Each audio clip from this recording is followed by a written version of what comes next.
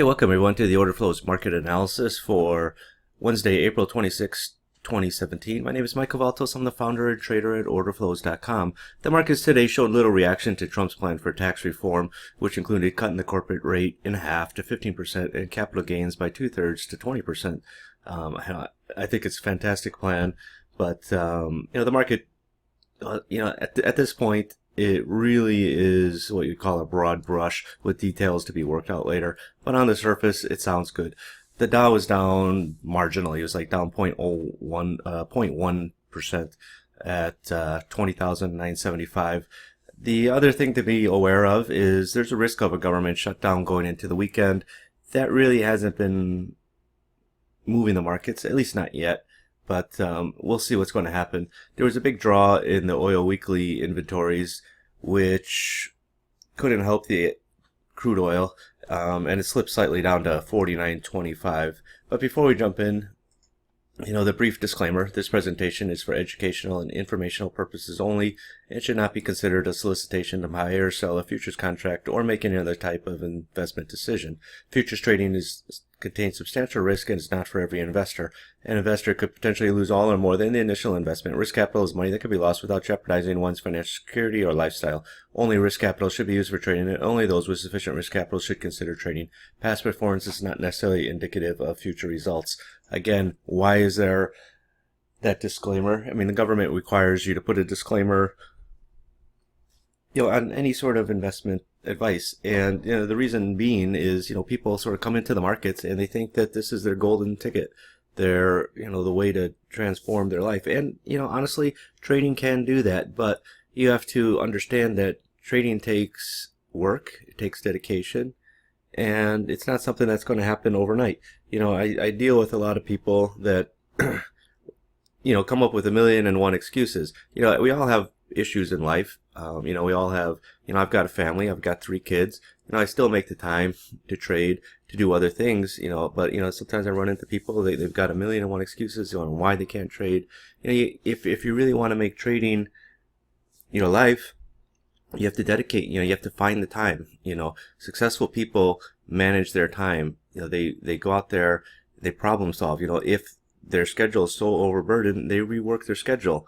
They don't just sit there, I can't do anything because I'm so busy. If you really want to do something, if you really want to learn trading, you will find the time. It's not something that you have to sit in front of a screen for 10 hours a day for the next 5 years and dedicate yourself that way. No, I mean, when you have the spare time, you sit down, you do some analysis, you read books, you watch videos, you learn. I mean, driving in your car, you can listen to podcasts. You could do many, many different things. I've gotten to the point where on my smartphone, I've got a lot of videos, not on trading, but on other things that I want to watch. And, when I'm waiting to pick up my daughter in school, I'm sitting in the car for 15, 20 minutes. I could catch up on all that stuff. There's a lot of time in your day that is wasted. But, you have to learn to manage your time. And, I said, if you want to learn trading, you can. It takes time, but you know what? Everybody has the time, and it's just a matter of fitting it into your schedule.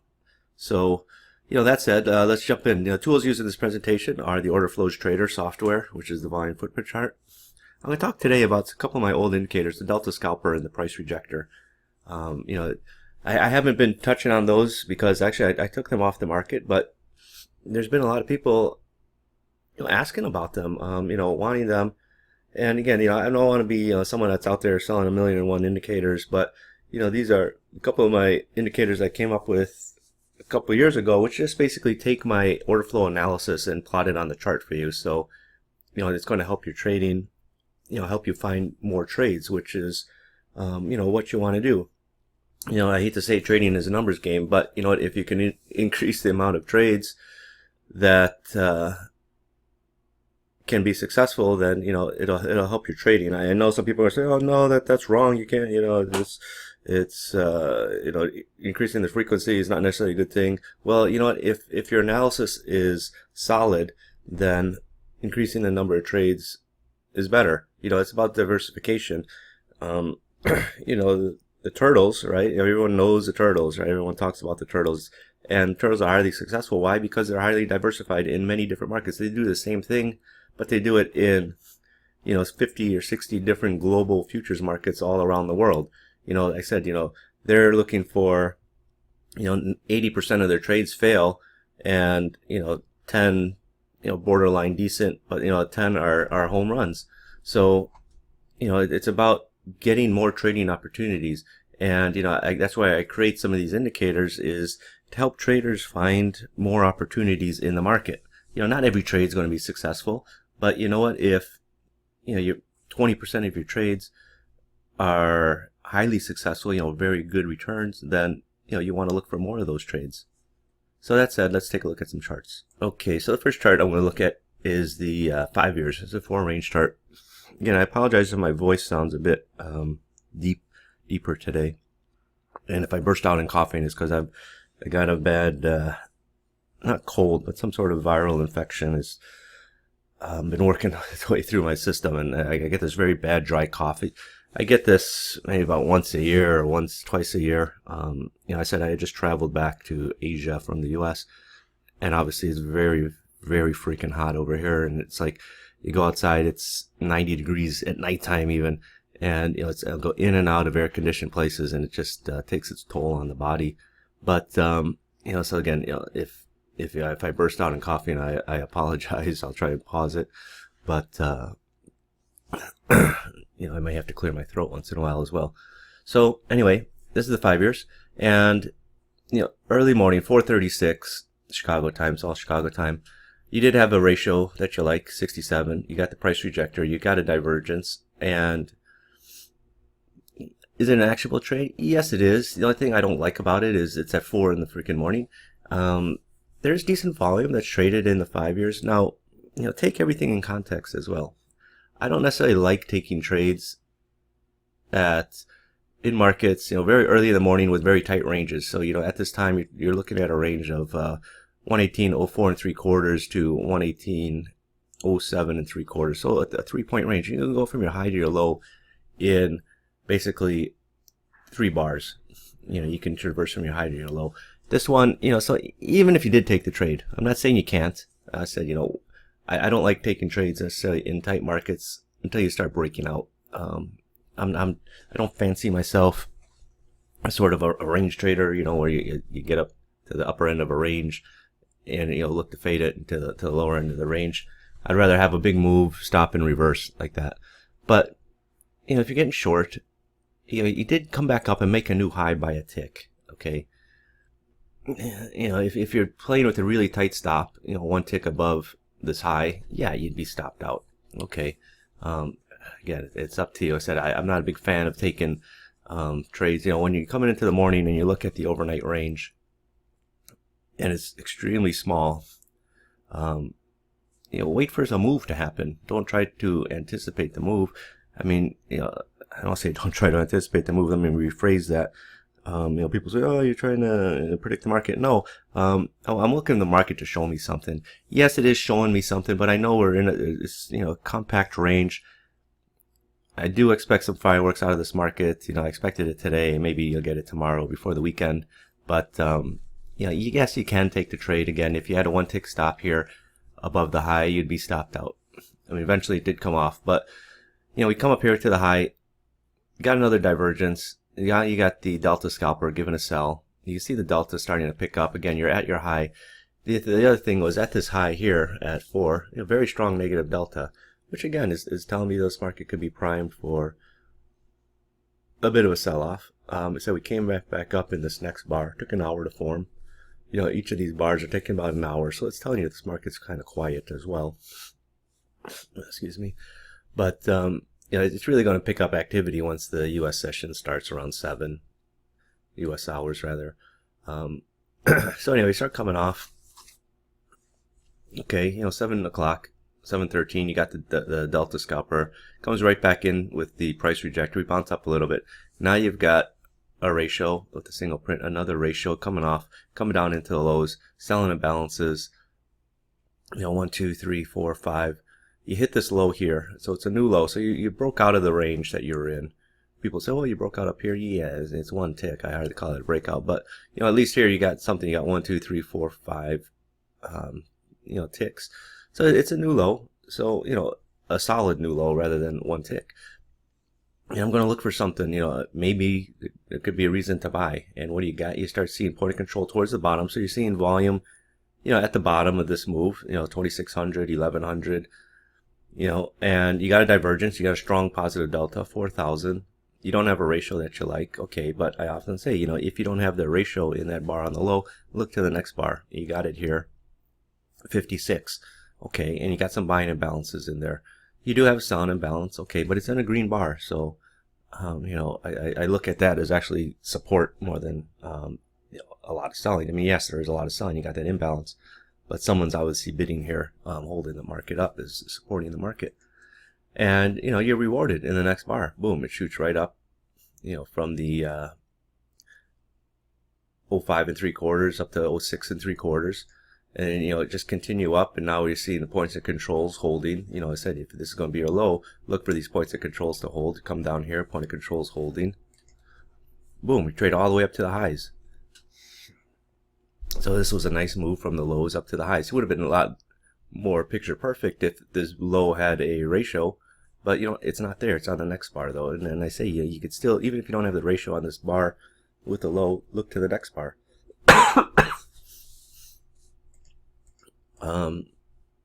Excuse me.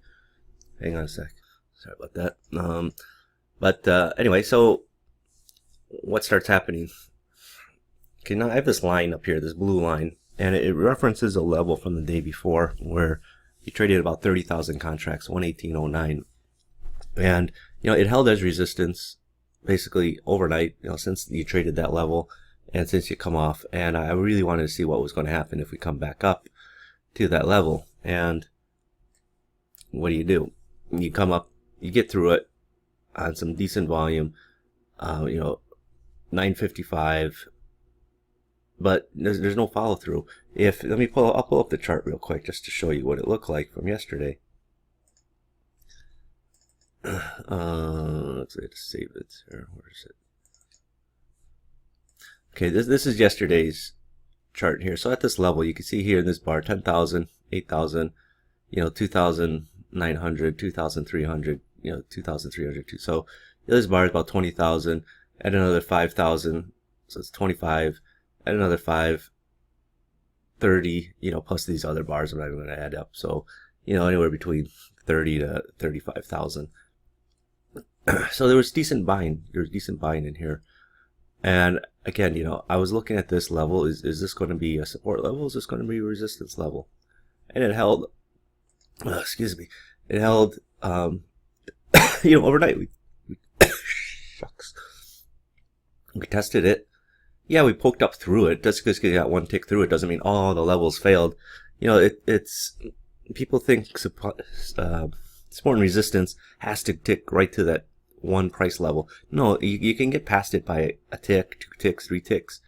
And, if we react and come back off of it, yes, it technically held. Not the fact that you got up 1 tick through it. Oh my gosh, the support and resistance level failed.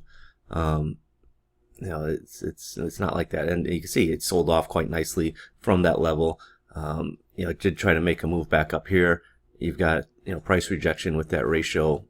And, it came off down to, not to the low. The low is down here. We got within about 3 ticks of that low. Came up again. Then just later in the day, we did have some 5-year auctions. We did a bunch of auctions yesterday coming out.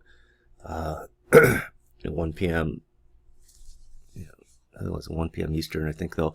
But, later in the day, we did, we did come back up and, just sort of hang around that level. And this is where we were in the night session when we reopened. So that was the 5 years. Let's take a look at the bonds real quick. Oh, sorry. So, it's like I got this dry cough and, it's like nasal issues going on as well. So it's a bit hard for me to breathe sometimes. But, hopefully it's not something that's going to last too long. So it's been over a week and it should be getting better soon.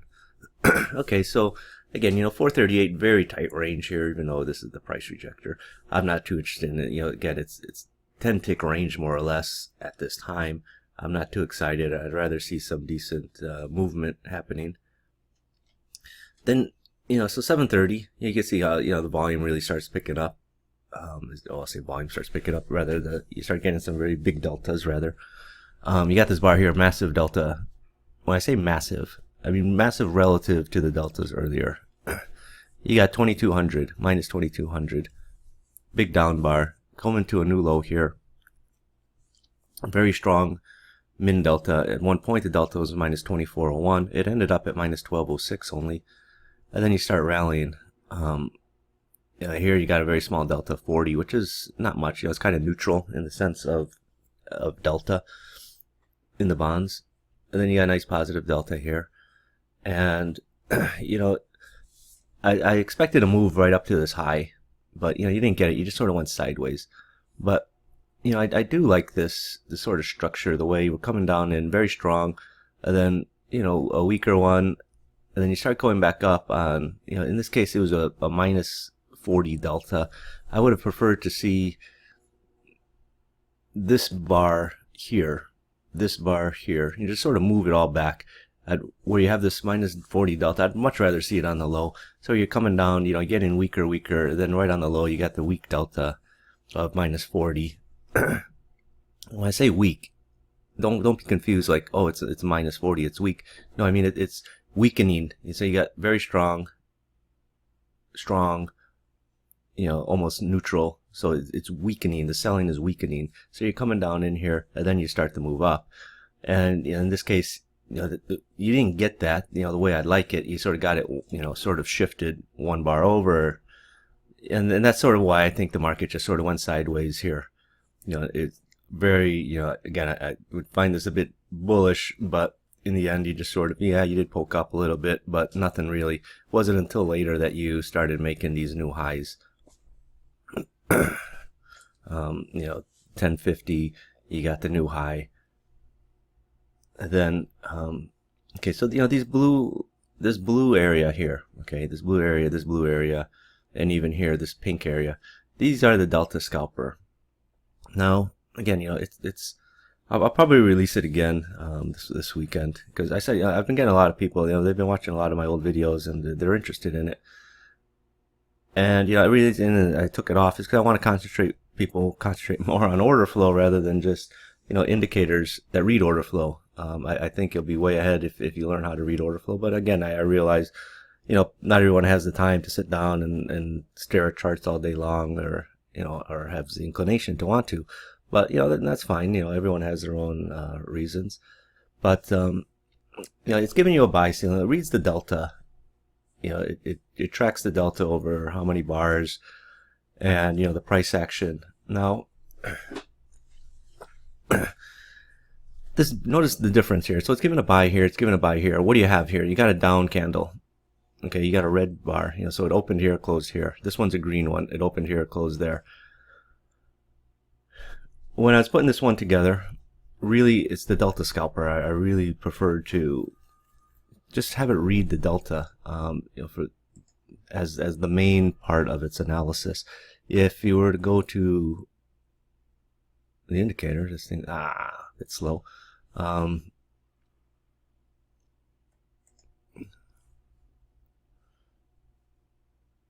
It doesn't have it in there, but I didn't make the distinction on to trigger it. If as long as for a buy the bar has to be up, or for a sell the bar has to be down. I didn't put that in there because what, at the end of the day I still want to make a decision based on what I see in the market structure. Now, if I see a buy signal and the candle is red, meaning the bar closed lower than where it opened, I wouldn't take the trade. If I'm taking a long, right, I want the bar to be going up, not down. Like this one here, it's going up, not down. This is a red bar, this is a green bar. So, people say, oh, I took this trade and it failed. Well, why'd you, at the end of the day, I said, I hate to say I'm an old school trader, but, I I'm the type of trader, I still want to make the analysis myself.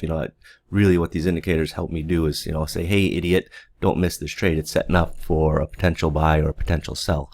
But then when I see what's happening in the bar, I wouldn't take it. This one I would be more interested in taking than this one because I know the market's going up. It's confirming it. This one is not. It's going down. And just as on this sell here, this is a Delta Scalper here giving a sell. And, it's a red candle. And it's working its way down. You're coming off a red candle here. You got a red candle here. Okay, that's just like you had green here, green there. Here you got green and then a red. If this was a green candle, I'd be all over it, but it's a red candle, so I'm not that interested in it. And, again, these are not the most massive moves. It was kind of a quiet day, but, there's ticks to be had in there. Then, the other thing I'll just, the one I'll just talk about real quick. This is the price rejector here, this red line. And again, it reads the order flow. It reads for rejection in prices, areas of price rejection. So when I see this, I know at this point in time, this red line is telling me there's some price rejection up here. Yes, we came right back up and, made a new high. Okay, so that failed. It started to sell off. Who knows what happened? You went from this bar 1024 to 1046 where it changed. Early in this bar, it looked like it could continue selling off. That the price rejection here would hold. In this case, it failed. Then here, this bar, this green line, this is the price rejector again. It's telling me, there's price rejection down here. And again, it's reading the order flow over the last several bars. and in the current bar, and you see how the market reacted. It went up. So there's price rejection there. I'm just looking for another signal here. You ended up with this next bar here, doji, which for me, in order flow, I find them very, what's the term? Neutral in a sense in my own analysis. That's why there's no ratios above or below it. So you got the price rejector there. And, it just went sideways over the next couple bars before going up. And then, later, price rejector again. And, it came off a bit. And then just sort of went sideways there. In the evening session, that's where we are right now. All right, so the next market I'll discuss here is soybeans. This is July beans. And, people say, oh, beans, beans suck. I don't want to trade beans. Actually, beans is a great contract to trade. And, I think beans have probably made more millionaire traders up until about 10 years ago than any other market. People don't believe it when I say that, but, most of the young kids today, they don't appreciate the history of the markets, so to speak. But, if you're older fellas, if you remember when you were a kid, the phrase beans in the teens. But anyway, I digress. Read a history book. But again, so you got the price rejector right on the open here. 8:30 is when the market reopens for the day session. I'm not a big fan of taking any sort of signal right on the open. There's just a lot of shit going on at that time with the order flow. Let the market settle down. But anyway, so we're going back and forth, and we got up to the high. Someone asked me today in the room, do you start your, do you look at the overnight highs and lows? Of course you have to. The highs and lows yesterday overnight in the Asian session, you made your high in the beans, 968.5, and watch what happens when you get up there during the day session. You got up within a tick of that high. You couldn't break through that high. You got point of control in this bar up near the high, and you're seeing some strong volumes up there, 300, 387, 104. And look at that volume compared, here you had some decent volume. You're going up, but most of these bars here, these red candles, you don't have this type of volume up there, at all. 174, 240. I'm looking at the red candles, not these green candles, but so it's telling me, point of control again up near the top, up near this high. So there is some stopping volume up there. It's not a ratio, it's 3, but I can see the volume is decent. It's decent. And then we just start this major sell-off, actually. It just starts picking up. It's like a snowball effect. You got 26 delta here, and then it's minus 26, minus 55, minus 56, minus 500, minus 172, minus 777. Now, selling balances are really starting to pick up. And this is, a solid move. It's not like a boom, very fast move, like a number came out and you just sold off 10 cents. This high is at 10.24. Down here is 11.24. So this is over an hour. It's a gradual, consistent selling. More selling, more, just, look at this. These bars are never positive delta. It's all negative on all min delta. There are no max delta. So it's just consistent selling. And you come down into low, again, more imbalances. And then look what happens. You hit the low. Again, this is your low that you made in the overnight session. When you hit that low overnight session, there was very decent volume down there. 600, 300, over 1,000 around that low between 961 and 960 and a quarter.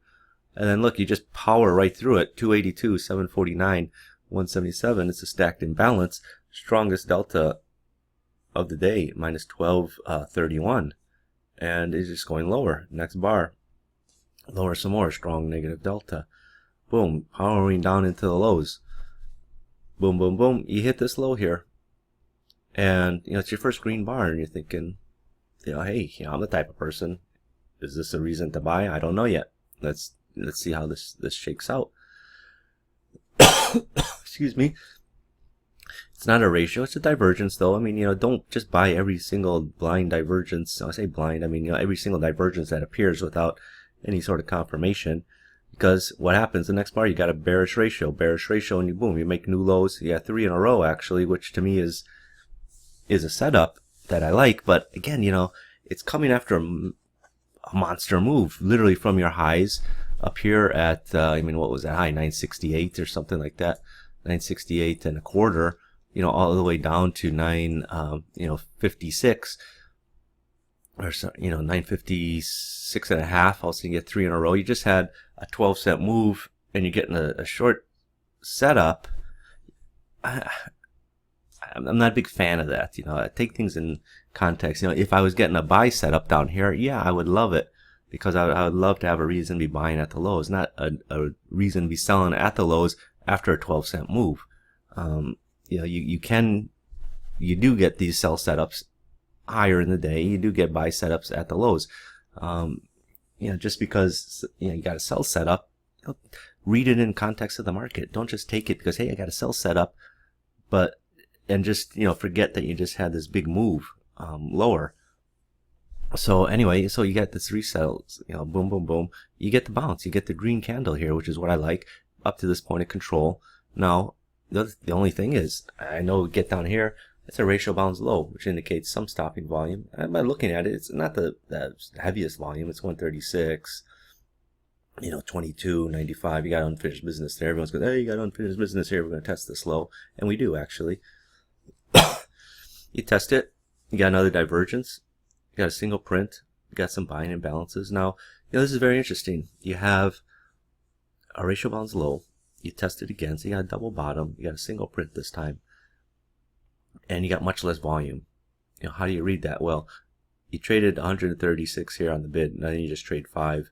So you got less selling going on here. Obviously, there's only 5 lots sold into this low.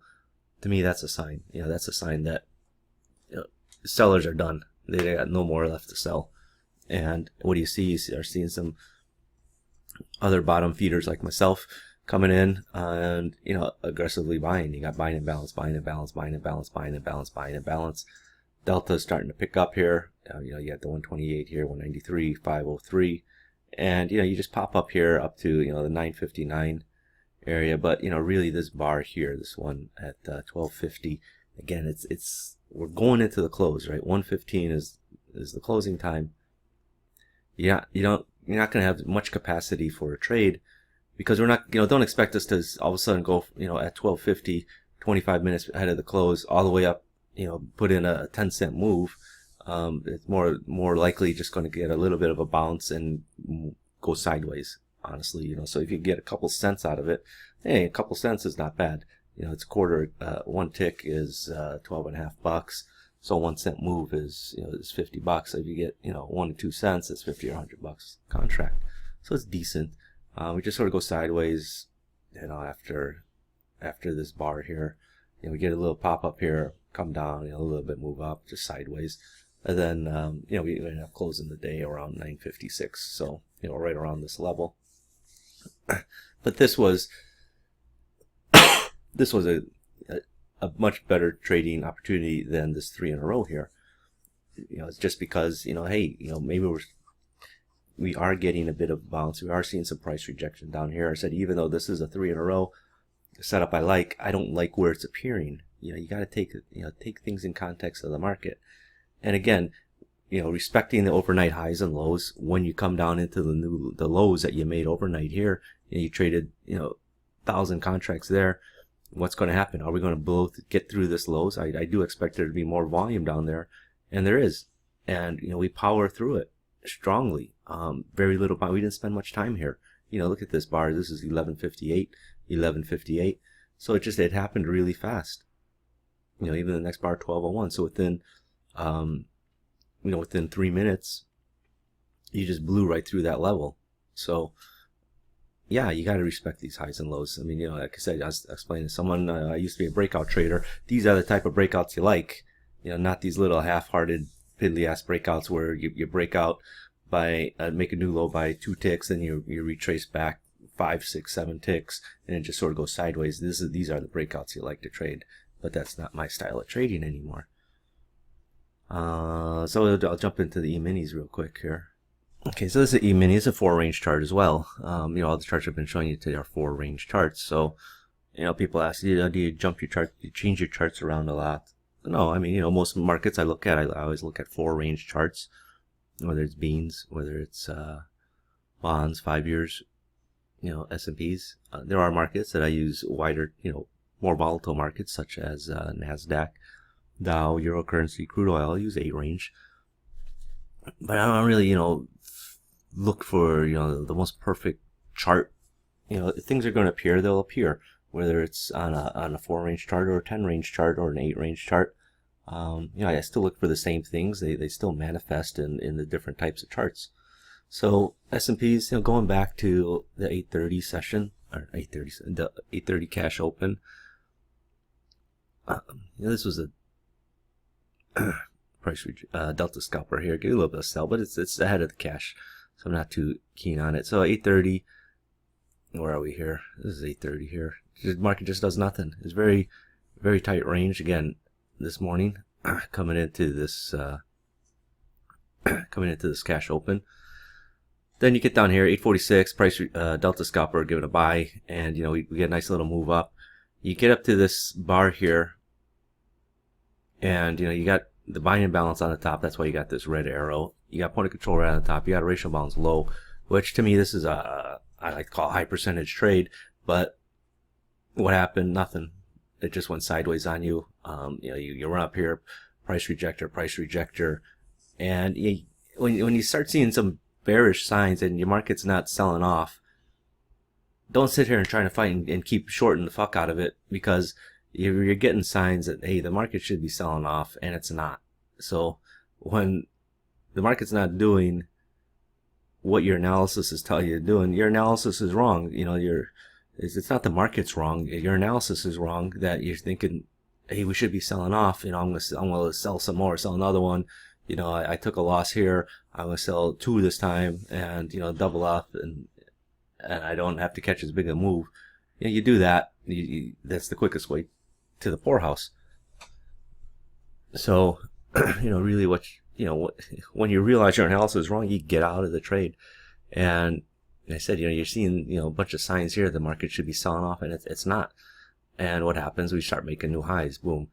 Again, this is why, relative to what I was talking about with the soybeans just now. When I said, I used to be a breakout trader, I hated, this is where I'd get killed days like this. We're breaking out finally, and what happens? You make a new high by 2 ticks, and then you pull back, from 23.88.5 down to 23.86 3/4, and you're like, how much heat can you take? Before it goes back, hey, makes new highs, and then just goes sideways on you. But later, the move that you saw in the soybeans, where it just blew right through it in a minute and kept going lower. Those are the type of breakouts you like. Unfortunately, you don't know when it's going to happen.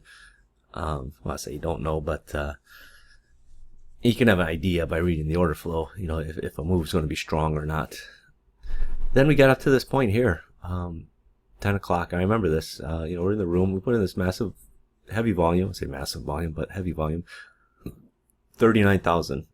Okay. And I remember looking at this high at this time. You got these two imbalances, which is what you like to see when you're making new highs. You like to see buying imbalances. And you had a very strong delta here. Again, I'm sorry. You had 1,000, 3,500, and here 4,000. And the market, when I see this, I expect the market to explode, actually. And what happened? Nothing. It just went sideways on you. I was really looking for the market to move higher off this. I was kind of worried that, we put in this heavy volume and we're not going higher. But you know what? There's sellers up here. There's sellers up here again. We're not that far off from our lifetime highs, just below, I think it was around 23.98 or 98.5.